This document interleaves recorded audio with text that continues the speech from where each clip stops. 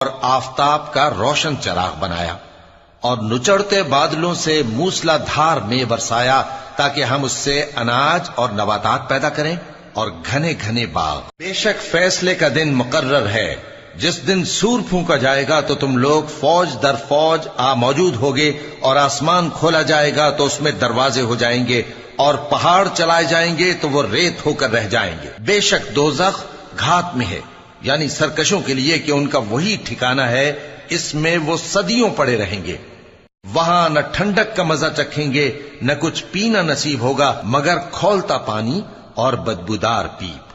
یہ بدلہ ہے ان کے اعمال کے موافق۔ یہ لوگ حساب آخرت کی امید ہی نہیں رکھتے تھے اور ہماری آیتوں کو مسلسل جھٹلاتے رہتے تھے، اور ہم نے ہر چیز کو لکھ کر محفوظ کر رکھا ہے۔ سو اب مزہ چکھو، ہم تم پر عذاب ہی بڑھاتے جائیں گے۔